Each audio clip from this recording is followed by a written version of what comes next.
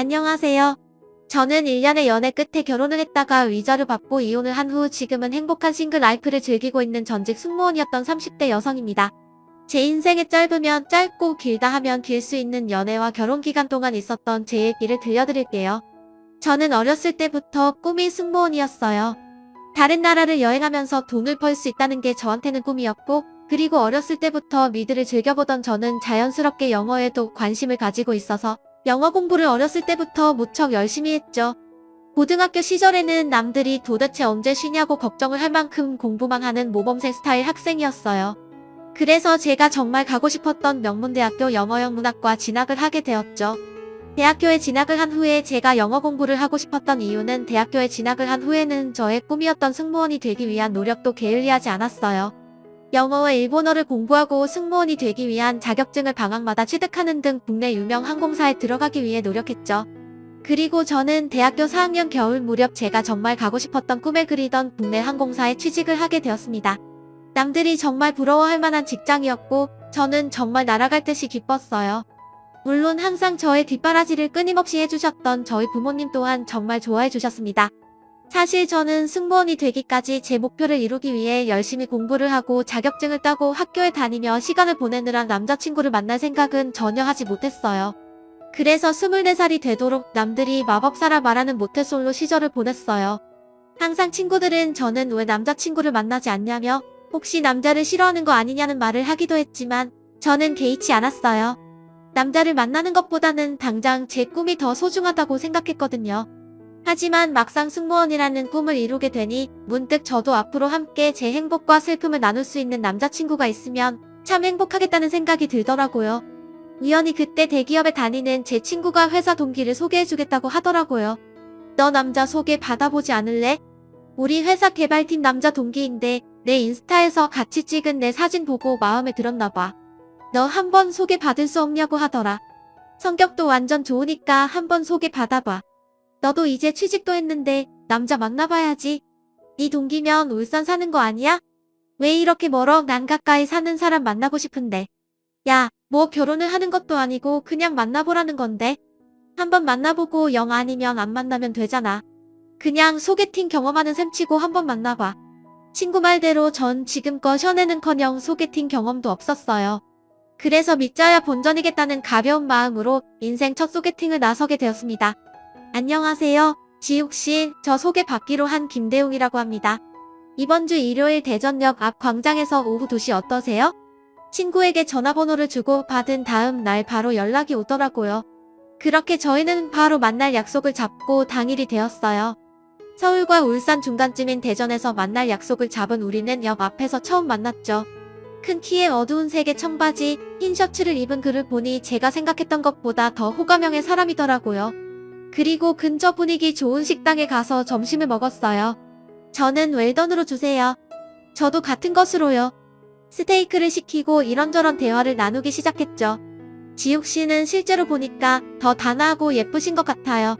그래요? 감사해요. 승무원이시라고 들었는데 너무 멋지신 것 같아요.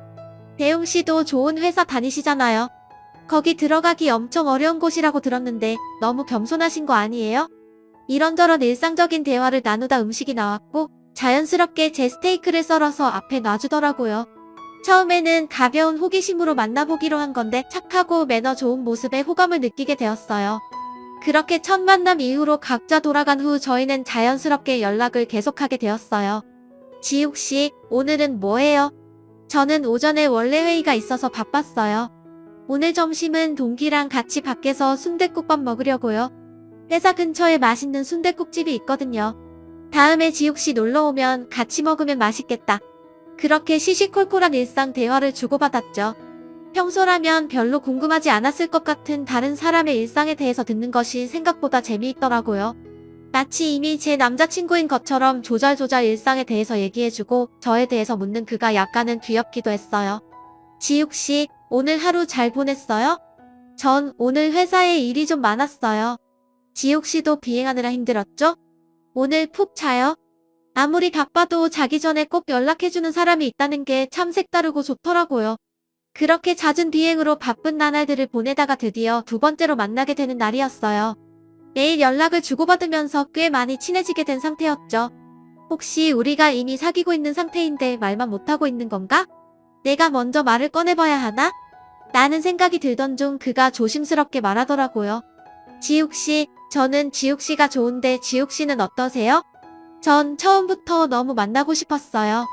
지욱씨만 좋다면 우리 만나볼래요? 네, 좋아요. 그렇게 사귀게 된 날 이후로 저희는 하루도 빠짐없이 연락을 하고 전화를 하고 정말 사랑이 불타올랐어요. 남편은 울산에 있는 회사에 다니고 있었고 저는 서울에서 회사를 다니고 있던 데다 자주 비행을 다녀야 했기 때문에 생각보다 자주 만날 순 없었어요. 제가 비행을 마치고 돌아오는 주말에 남자친구도 시간이 딱 맞아야 만날 수 있었거든요. 하지만 자주 못 만나는 이런 상황이 저희의 사랑을 더욱 불타오르게 만들었던 것 같아요. 오랜만에 만나게 되니 더 애틋하더라고요. 한 번은 제가 비행해서 돌아오는 날이 일요일 새벽이어서 만날 수 없겠다 생각했었는데 저를 만나겠다고 남자친구가 새벽같이 서울로 달려와 주더라고요. 다음 날 아침에도 또 출근을 하기 위해 울산에 내려가야 하는 상황이었는데도 불구하고 저를 만나겠다고 달려와주는 그 사람을 보니 사람이 참 순수하게 나를 좋아해주는구나 라는 생각이 들어 참 행복했어요. 그렇게 연애를 한 지 어느덧 1년이 흘렀습니다. 저희는 평소처럼 서울에서 저녁을 함께 먹고 있었어요. 그런데 갑자기 엄마한테 전화가 오더라고요. 갑자기 온 전화로 엄마가 하신 말씀은 정말 청천벽력 같은 소리였어요. 아빠가 급성 심근경색으로 병원에 실려갔다는 소식이었어요. 평소에 운동도 좋아하시고 건강히 지내시던 아빠셨기에 저한테는 상상도 할 수 없을 만큼 갑작스러운 일이었고 순간 다리에 힘이 불려 일어날 수가 없었어요. 다행히 옆에서 남자친구가 통화 내용을 같이 듣고 있었기에 제 전화를 빼서 직접 통화를 하며 저를 아빠가 있는 병원으로 데려다 주었죠.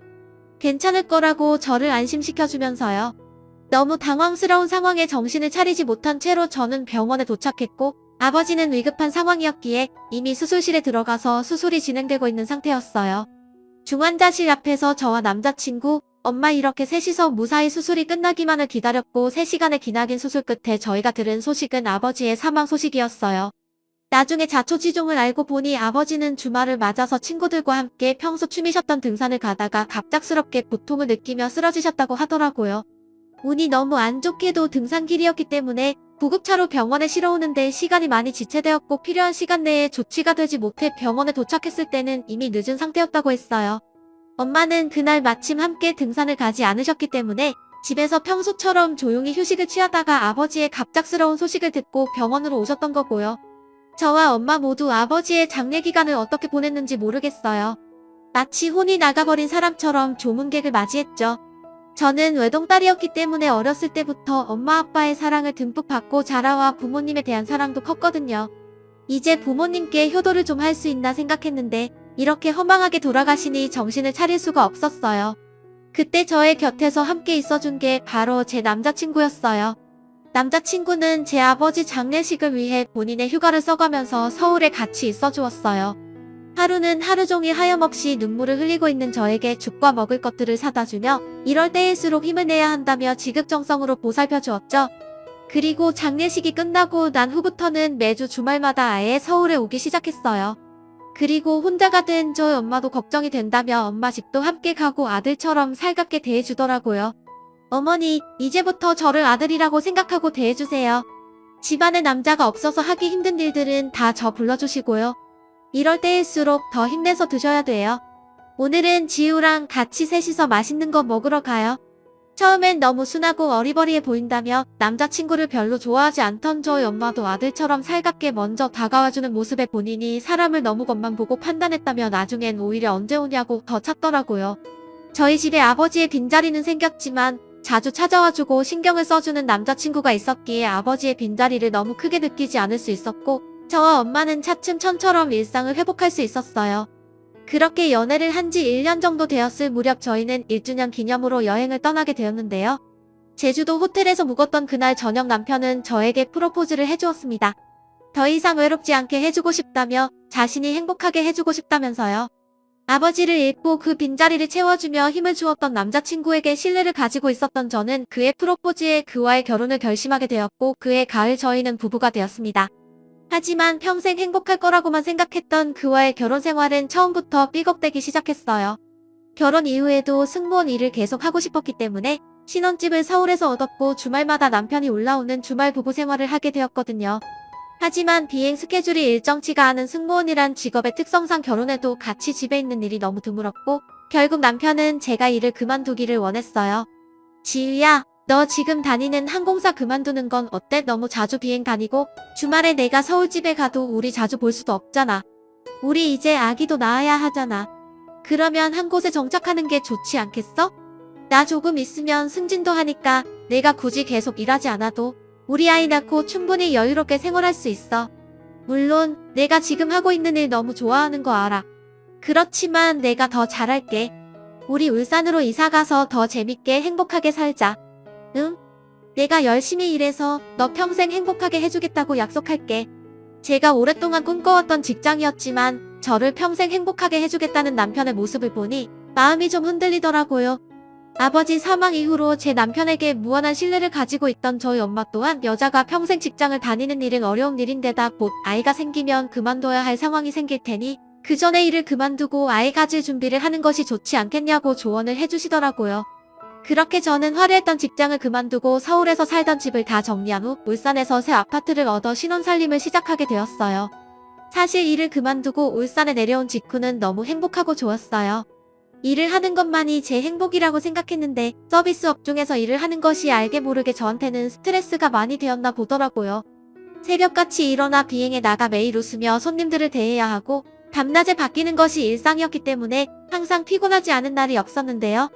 일을 할 때는 이런 게 삶의 맛이지 하며 힘든 줄도 모르고 다녔던 것 같은데 막상 일을 그만두고 제 시간이 많이 생기니 또 다른 여유와 행복이 느껴지더라고요. 하지만 여유로웠던 가정주부의 삶은 순간이었고 어느 시점부터 제 인생에 먹구름이 끼기 시작했어요. 저희 남편은 소개했다시피 정말 착하고 순한 사람이었는데요. 사실 좋게 말해 순한 거지 현실적으로 보면 참 어리버리하고 사람을 너무 잘 믿고 또 가끔 보면 생각이 참 어렸어요. 하지만 독하게 제 할 일만 하고 자기중심적으로 살아왔던 저에게는 오히려 그렇게 항상 다정하고 성격이 유한 남편이었기에 좋았죠. 한 가지 정말 불만스러웠던 건 제 시어머니이자 제 남편의 어머니였어요. 결혼을 한 후 알고 보니 남편이 집안의 4대 독자라고 하더라고요. 거기다 남편이 초등학교를 다닐 때쯤 아버지가 돌아가셔서 홀어머니 밑에서 자랐고요. 어머니는 동네에서 작은 반찬 가게를 하시며 남편을 혼자 키우셨는데 시대가 어느 시대인데 독자라고 아직도 다 큰아들에게 우리 아들 이라며 아이 취급을 하셨어요. 집에만 가면 아이고 옹아 우리 아들 아니 우리 아들은 어떻게 결혼을 하고 나서 계속 살이 쭉쭉 빠지니? 밥은 잘 먹고 다니는 거야? 새 아기가 밥을 잘 안 해주니? 맛이 없어? 아이고 엄마가 밥을 좀 해서 가져다 줘야겠다. 우리 아들이 이렇게 밥을 못 얻어먹고 다녀서 어떡하니? 아니 다 큰아들 살이 빠진 게 뭐가 대소라고 며느리 앞에서 다 들리는 큰 소리로 그런 말을 하는 건지 정말 기가 찼지만 괜한 싸움을 하고 싶지는 않았기 때문에 그저 어색한 웃음을 지으며 옆에서 제 잘못이라는 척 받아쳤죠. 어머니 제가 일만 하느라 요리를 별로 배워본 적이 없어서 그런가 봐요. 그래도 그 애는 항상 맛있다고 말하면서 잘 먹어주는데 제가 봤을 땐 살이 빠진 것도 아닌데 어머니 눈에만 그렇게 보이나 봐요. 그래도 앞으로는 더 맛있는 거 많이 해서 잘 먹일게요. 걱정 마세요. 예 그래라. 우리 웅이는 갈비찜을 좋아해. 그것도 내가 해주는 갈비찜을 그렇게 잘 먹어. 갈비찜 할 때는 너 설탕 쓰지 말고 꼭 과일을 갈아서 넣어야 한다. 그래야 몸에도 좋아. 웅이는 내가 어렸을 때부터 좋은 것만 해먹여서 그런 건 귀신같이 알아. 아니 그냥 다음에 갈비찜 하는 법 알려줄 테니까 우리 집으로 와라. 웅이는 쉬어야 하니까 그땐 너 혼자 와. 내가 하루날 잡고 제대로 알려주마. 저는 사실 요리하는 것을 별로 좋아하지 않았기 때문에 굳이 요리를 배우고 싶은 마음은 없었지만 그냥 감사한 척했죠. 그런데 옆에서 헤헤거리며 고맙다고 말하는 남편을 보니 더 짜증이 나더라고요. 그렇게 약간씩 삐걱거리며 불안한 하루하루를 보내던 어느 날이었어요. 저는 사실 경제관념이라고는 별로 가지고 있지 않은 사람이었는데요. 정말 남들이 생각하는 돈에 무관심한 인간 그 자체였어요. 돈이 통장에 들어오면 들어오는 거고 쓰면 쓰는 거였죠. 다른 승무원 동기들은 헤어, 메이크업, 명품 가방, 시계 등을 사며 월급을 쓰는 동안에도 저는 기본적으로 필요한 물품들 이외에 대해서는 굳이 갖고 싶은 마음이 들지 않아서 돈을 쓸 일이 거의 없었어요. 남편 또한 제가 돈에 크게 관심이 없다는 것을 알고 있었기 때문에 저희 부부의 돈 관리는 자연스럽게 남편이 도맡아 했었는데요. 제가 일을 그만두고 나서 가정주부가 된 이후에도 전체적인 돈 관리는 모두 남편이 하고 저는 제 생활에 필요한 돈은 카드로 사용했기 때문에 경제 상황에 대해서는 크게 관심을 갖지도 신경을 쓰지도 않으며 살아가고 있었어요. 그러다 큰 사단이 난 것은 연희 때처럼 같이 거실 소파에 앉아 TV를 보던 어느 날이었어요. 함께 좋아하는 예능 프로그램을 보며 치킨을 시켜놓고 기다리고 있었죠. 갑자기 남편이 뜬금없는 얘기를 꺼내더라고요. 지우야, 우리 이사 가는 거 어때? 지금 우리가 살고 있는 집은 시내 한가운데 있어서 사람도 너무 많고 정신없잖아. 내가 들어보니까 이번에 새로 개발하는 동네에 아파트가 생기는데 그 주변에 나중에 개발이 많이 될 예정이라 집값이 많이 오를 거라고 하더라. 우리가 지금 저렴할 때 그 집을 사놓으면 완전 개이득인 거야. 처음에는 갑자기 이사를 가자니 그게 무슨 뜬금없는 소리인가 싶었죠. 그것도 멀쩡히 잘 살고 있는 집에서 말이에요. 갑자기 그게 무슨 소리야? 난 지금 이 집 너무 마음에 드는데. 터미널도 가까워서 서울 가기도 좋단 말이야. 그리고 오빠가 말한 그 동네 말 그대로 완전 이제 개발 시작하는 동네잖아. 주위에 아무것도 없지 않아? 아무리 나중에 동네가 개발된다고 해도 그렇지 적어도 10년은 기다려야 할 텐데 그게 무슨 의미가 있어. 난 싫어. 저는 부모님 댁도 친구들도 서울에 있어서 터미널이 가까이에 있고 시내 중심에 있는 아파트에서 다른 곳으로 이사를 가고 싶은 마음이 없었기 때문에 딱 잘라 싫다고 말했죠. 그랬더니 남편 표정이 눈에 띄게 안 좋아지더라고요. 마치 우리가 당장 이 아파트를 나가 더 싼 아파트로 이사를 가지 않으면 안 되는 사람처럼 말이에요. 제가 아무리 돈에 관심이 없고 눈치가 없다지만 뭔가 이상하다는 생각이 들었어요. 그런데 진짜 수상하다 싶을 만큼 계속 이사에 대한 얘기를 꺼내더라고요. 그래? 그럼 우리 그냥 엄마 집에 들어가서 같이 살까? 너 요즘 집에서 혼자 있는 거 엄청 심심해하잖아. 엄마 집에 가서 같이 살면 재밌지 않겠어? 엄마 일도 좀 도와드리고 너 요리하는 것도 안 좋아하잖아. 같이 살면 엄마가 요리도 많이 해주실 텐데 넌 더 편해지지 않을까? 응? 아니 무슨 헛소리를 하는 건가 했어요. 눈치가 없는 건가? 내가 자기 엄마 집에 들어가서 같이 살게 되면 2인분 할 요리를 3인분 해야 돼서 더 일도 많아지고 불편하고 힘들 텐데 거기다 또 반찬을 배우라느니 알려주겠다느니 귀찮은 소리만 해대실 것이 뻔한데 말이에요. 식은땀을 뻘뻘 흘리면서 이사를 해야 한다는 둥 어머니 집에서 함께 사는 것이 좋겠다는 둥의 소리를 하며 눈치를 보는 것을 보니 뭔가 일이 있긴 하구나라는 생각이 들었어요. 그래서 남편을 계속 추궁하기 시작했죠. 무슨 일인지 말해보라고. 갑자기 그런 얘기를 하는 데에는 이유가 있지 않겠냐고 계속 물었어요. 처음에는 아무것도 아니라고. 그냥 동기가 이번에 새로 개발되는 동네에 좋은 아파트가 생기니 추천을 해줘서 그런 거라며 말을 돌리던 남편도 제가 여러 번 추궁을 하니 그때가 되어서야 조금씩 진실을 말하더라고요. 사실은 내가 이번에 주식 단타를 좀 했어. 이번에 제약주가 많이 올랐단 말이야. 친구가 그 주식으로 이번에 3천만 원을 벌었다잖아. 그래서 나도 당신한테 좋은 것 좀 해주려고 그 주식을 샀는데 이번에 그 회사 경리팀 사람이 자금 횡령을 크게 했더나 봐. 주가가 폭락했어. 나는 그것도 모르고 주가가 내려가니까 추가 매수를 하다가 엄청 물려버려서 나도 모르게 돈 다 잃을까봐 팔아버렸는데 이미 늦었더라고. 여보 진짜 미안. 내가 다 잘하려고 그런 건데. 정말 어이가 없어서 말을 할 수가 없었어요. 알고 보니 남편 동기 중에 주식광이 있어서 옆에서 남편을 엄청 부추겼나 보더라고요. 남편은 엄청 순진한 데다가 경제 개념도 별로 없으니 주식을 하면 돈이 많이 불어난다는 얘기에 별 생각 없이 추천받은 주식을 산 거였고요. 다행히 처음에 그 추천받았던 주식이 한동안은 점점 올랐나 보더라고요. 주식이 오르는 것을 보고 돈 버는 재미를 한번 맛보게 된 남편은 그 후로 더 공격적으로 이 주식 저 주식을 사보기 시작했고요. 순식간에 월급의 배 이상 되는 돈을 벌게 되자 점점 더 위험성이 큰 주식에 손을 대게 되었고 마치 예견되었던 일처럼 주식이 폭락해서 손도 댈 수 없을 만큼 돈을 잃게 되고 만 거죠. 남편에게 주식을 해보라고 꼬셨던 그 동료는 처음 주식하면 그 정도는 있을 수 있는 일이라며 돈이야 잃으면 다시 벌면 된다. 일단 당장 투자할 돈이 없으니 집을 담보로 대출을 받아서 하면 된다고 알려줬대요. 그 말에 남편은 처음 벌었던 대로 다시 시작하면 된다고 순진하게 혼나던 그 말을 믿고 집 대출을 받아 다시 주식에 투자를 한 거고요. 그리고 이번엔 그 돈까지 다 말아먹었던 거죠. 어쩐지 이상하다 했어요. 저희 남편이 어리버리하긴 해도 돈에 욕심이 많은 사람은 아닌데다 혼자서는 집을 담보로 대출을 받겠다는 생각을 할 수 있는 사람이 아닌데 말이에요. 아무튼 그날 남편은 저에게 손이 발이 되도록 싹싹 빌고 빌었어요. 너무 황당하고 어이가 없었던 저는 바로 친정엄마께 전화를 걸어 사정을 얘기했고요. 엄마 어떡해.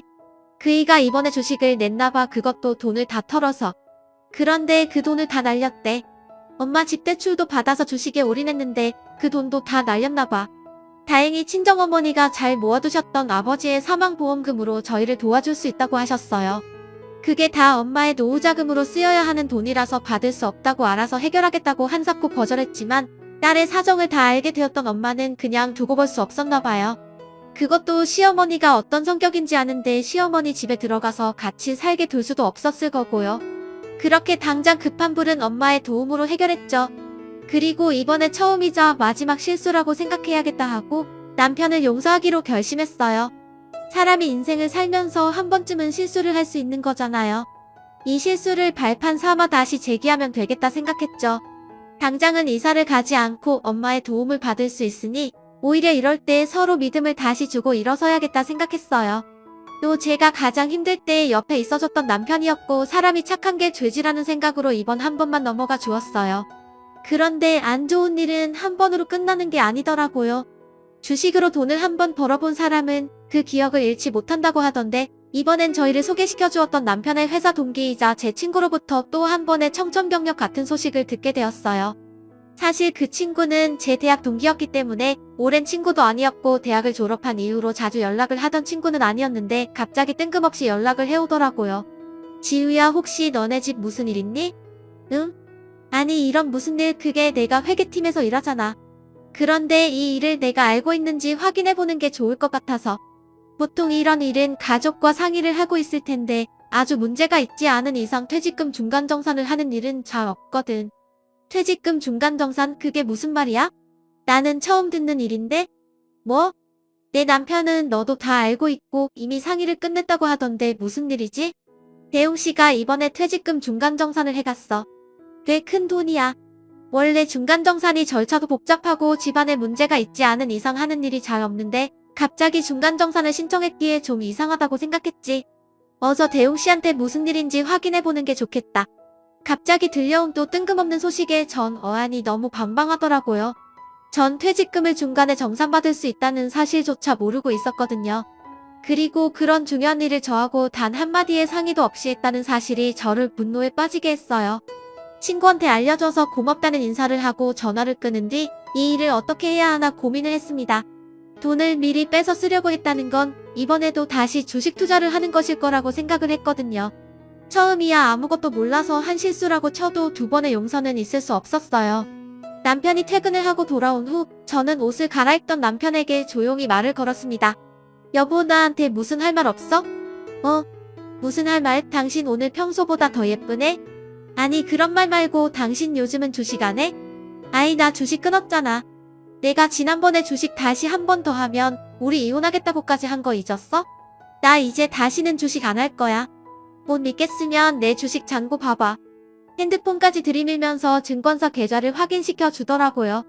거래 내역이 없는 것까지 확인한 후 핸드폰을 다시 돌려주려는데 뭔가 묘하게 찝찝한 기분을 떨칠 수가 없었어요. 그래서 잠깐 다른 증권사 어플이 또 있을 수도 있잖아. 그 정도는 더 확인해봐도 되지? 저는 남편의 핸드폰을 이잡듯이 뒤졌고 그의 문자 내역을 확인하는 순간 피가 거꾸로 솟는 기분을 맛볼 수 있었어요. 그의 문자 내역에는 불법 도박 관련 내용이 있었거든요. 사실 그 문자 내용만 보면 남편이 불법 도박을 하고 있다는 사실을 알아차리기 어려웠겠지만 저 몰래 퇴직금을 중간에 빼돌렸다는 사실과 겹쳐봤을 때 정황상 확실했죠. 저는 싸늘한 눈빛으로 말했어요. 당신 도박도 해? 제가 그 말을 꺼낸 순간 남편의 표정은 티가 날 정도로 변했고 그 표정을 본 후 제 의심이 사실이구나 확신했죠. 그렇게 저는 이번엔 정말 이혼을 해야겠다 결심했어요. 돈이야 다시 벌면 된다고 생각했지만 이미 둘 사이의 믿음은 깨질 대로 깨졌다고 생각했거든요. 더 이상 건널 수 없는 강을 건너왔음을 깨닫고 앞으로 저의 행복을 위해서는 헤어짐만이 답임을 결론 지었어요. 물론 남편은 지난번처럼 손이 발이 되도록 빌었어요. 정말 미안하다며 잘못했다며 저를 붙잡고 용서를 구했죠. 처음엔 이 불법 도박이 주식보다 더 돈 벌기 쉬울 거라고 해서 시작한 건데 이렇게 될 줄은 몰랐다며 자기한테는 저밖에 없다고 저 없이는 자신은 살 수 없을 거라며 제발 이혼하자는 말은 하지 말라고 말하더라고요. 아마 처음이었으면 저를 붙잡고 울면서 호소하는 남편의 말을 믿었을 거예요. 평소에도 순진한 남편이니 나쁜 사람들의 속임수에 잘못 넘어가 한 번 실수했겠구나. 다시는 이런 일이 일어나지 않게 잘 타이르고 다시 잘 시작해봐야지 했겠죠. 그런데 두 번째잖아요. 그것도 주식도 아닌 불법 도박. 주식을 하다 돈을 잃은 것도 어이가 없는데 불법 도박이라니. 사람이 한 번 정신이 휙 돌아가면 돌아오기 쉽지 않다는 게 사실인가 봐요. 불법 도박이라는 게 진짜 인생에 희망이 없고 정신 나간 사람만 하는 건 줄 알았는데 멀쩡히 대기업 잘 다니고 있는 사람이 불법 도박에 손을 대다니 말이에요. 저는 그렇게 애원하는 남편을 뒤로하고 잠에 들었어요. 저는 아침이 밝자마자 이전에 미리 알아두었던 이혼 전문 변호사 사무실에 갔어요. 이혼을 결심한 순간 더 이상 남편과 마주하고 싶지 않았어요. 이혼 소송을 했어라도 이혼에 대한 위자료를 다 받아내고 끝내고 싶었어요. 다행히 상담을 하면서 제 결혼 생활과 이혼을 결심하게 된 과정에 대해 말씀드리니 주식으로 인한 공동재산 탕진과 불법 도박에 대한 것은 충분한 이혼 사유이며 상대방 뒷책임이 확실하니 위자료를 받을 수 있을 거라고 하더라고요. 그렇게 1차적으로 변호사 상담을 마치고 이혼 서류 작성할 준비를 다 한 후 집에 돌아오고 있는데 시모에게 전화가 오더라고요. 아침 대바람부터 전화가 오는 게 짜증이 났어요. 솔직히 전날 있었던 일을 생각하면 어차피 연을 끊을 건데 전화를 받아야 하나 속으로 100번 정도 고민을 했지만 대체 무슨 말을 하려고 이 아침부터 전화 하나 드러나 보자라는 생각으로 전화를 받았죠. 아침부터 무슨 기차 화통을 삶아 먹었는지 전화를 받자마자 소리를 빽빽 지르더라고요. 얘, 너 어제 대웅이랑 같이 집에 좀 들러야 하니까 왜 알았어? 내가 대웅이 좋아하는 갈비찜하고 기다릴 테니까 오라고 했잖아. 참 너무 어이가 없는 얘기를 듣다 보니 저녁 먹으러 시본집에 간다고 했던 것도 까먹었더라고요. 그래도 사람을 기다리게 한 건 잘못했으니 짜증은 났지만 사과를 드렸어요. 아, 어머니 죄송해요. 그이가 좀 아프다길래 정신이 없어서 못 갔네요. 연락은 미리 못 드려서 죄송해요. 뭐? 우리 대웅이가 아파하기에는 애가 아프면 나한테 제일 먼저 말을 해야지. 왜 그걸 두고만 보니? 병원에 갔어? 아픈 애가 오늘 출근을 한 거야? 아니 왜 아픈 애를 출근을 시키니? 이게 다 그 애가 혼자 돈을 버니까 부담스러워서 아팠다고 생각하는 거야? 이게 다 그 애가 혼자 돈을 버니까 부담스러워서 아파도 쉬지를 못하는 거잖아. 너도 아기 당장 안 가질 거면 좀 소일거리라도 찾아서 일해라. 그래야 집안에 좀 보탬이 될 거 아니니? 아니다. 아예 본격적으로 우리 반찬 가게 나와서 일 좀 돕는 게 좋겠다. 내가 결혼한 지 몇 년이 됐는데 아직 제대로 할 줄 아는 반찬이 없잖아. 그게 다 내 버릇해서 그런 거야. 여기서 일도 좀 하고 그러면 나아질 거다. 변명을 한다고 한 건데 제가 하필 그 인간이 아프다는 변명을 하는 바람에 무슨 따발총을 쏘듯 잔소리를 하시더라고요. 그리고 결론은 저 때문에 남편이 아픈 거고 저 때문에 남편은 쉬지도 못하는 게 되더라고요. 제가 원해서 일을 그만둔 것도 아닌데 남편 혼자 일 시키는 나쁜 아내가 되었고요. 시어머니의 폭풍 잔소리를 듣고 나니 왜 제가 이런 집안이랑 결혼을 해서 사서 고생을 하고 있나 갑자기 후회가 되었어요. 당장이라도 이 집을 탈출하는 게 좋겠다고요. 그렇게 생각이 딱 드는 순간 가만히 있으면 안 되겠더군요. 전화를 바로 끊어버린 후 집안에 있는 남편의 짐을 다 싸기 시작했어요. 옷가지들부터 시작해서 남편의 전자제품, 칫솔, 시계 등등 남편이 사용하던 모든 것들을 다 상자 안에 넣었죠. 그리고 1톤 용달 트럭을 불렀어요. 요즘은 심리전이 많아서 그런지 집안의 모든 것들을 다 싸기 시작했어요. 핸드브론 어플이 잘 되어 있어서 부르면 바로 오는 데다가 요청하신 내용까지 트럭 기사님이 다 해주시더라고요. 남편이 사용하던 짐을 담은 상자를 트럭에 가득 실은 후에 제 요청 사항을 따로 말씀드렸어요. 제가 드리는 이혼 서류가 담긴 봉투를 배달하는 집의 집주인에게 잘 전달하고 오시면 된다고요.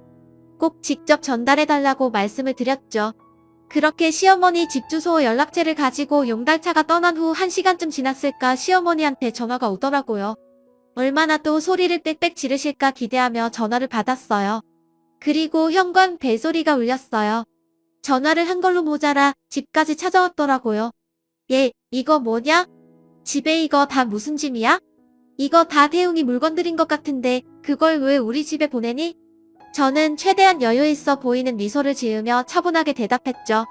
어머니, 제가 더 이상 어머니의 정신 나간 아들과는 살 수가 없어서 그냥 어머니가 다시 끼고 키우시라고 짐 돌려보냈어요. 어머니한테는 아무리 망나니 아들이라도 소중하실 거 아니에요. 어머니가 그렇게 소중하게 끼고 아끼는 아드님께서 모아놓은 돈을 주식으로 다 탕진한 걸로 모자라서 집을 담보로 대출받아 그 돈까지 주식으로 다 쏟아붓더니 이번엔 퇴직금을 중간에 정산받아서 불법 도박을 했다고 하네요.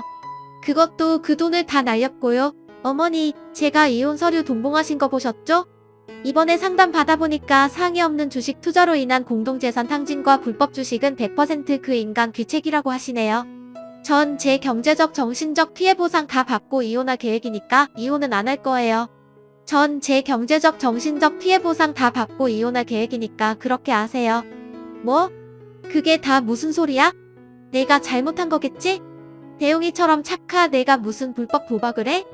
주식으로 돈을 잃은 건 그 실수잖아. 사람이 실수를 한 번 할 수 있는 건데 너가 한 번 봐주면 되지 왜 그러니? 어머니는 아직 상황 파악이 안 되신 듯 자신의 아들이 불법 도박을 할 일이 절대 없을 거라며 도통 믿지를 않으셨어요. 그렇게 남편이 퇴근 후 모든 것을 털어놓은 후에야 믿으셨죠. 그 후에도 시모는 계속 저를 찾아와서 잘못했다고 아들을 좀 용서해달라며 사정사정을 하더라고요. 남편은 오히려 너무 미안했는지 코빼기도 보이지 않고요. 저는 어쨌든 다시는 용서해줄 마음이 조금도 없었기 때문에 계획했던 대로 이혼 절차를 진행했고 위자료를 받고 이혼에 성공했답니다. 그리고 저는 다시 서울로 올라와 엄마와 함께 살고 있어요. 다시 엄마와 단둘이 살게 되어서 약간의 허전함을 느낄 때도 있지만 오히려 저희 모녀둘이 힘을 합쳐 잘 살아가고 있답니다.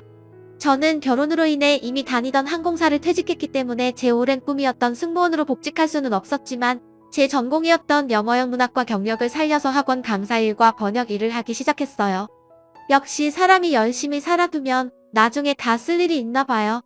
회사를 그만두고 울산에 내려가 살림을 시작했을 때는 내가 그러려고 공부 열심히 해서 명문대에 들어가면서까지 치열하게 살았나 싶었는데 결국 이혼하고 다시 직장에 취직해서 일을 하고 있는 걸 보면요. 저는 역시 집에서 가만히 살림만 하는 것보다는 밖에서 제가 좋아하는 일을 하면서 돈도 벌고 제 삶을 주관적으로 살아가는 것이 훨씬 더 행복한 것 같아요. 오히려 결혼과 이혼을 했던 일이 저에게는 저에 대해 좀 더 알 수 있게 된 좋은 기회가 된 거죠. 인생 수업치고는 좀 많이 힘들고 지치긴 했지만요. 저와 이혼을 한 후 전 남편은 회사에서도 업무에 제대로 집중하지 못하고 승진이 누락된 채로 꾸역꾸역 다니다가 결국 광고사직을 당했다고 해요. 밖에서 불법 도박하며 돈을 탕진하고 다니는 사람을 회사에서 계속 써주는 것도 웃기죠. 뭐 이제는 저하고는 상관없는 사람이니까 더 이상 신경 안 쓰고 저는 제 갈 길 가려고 합니다. 제 이야기 들어주셔서 감사해요.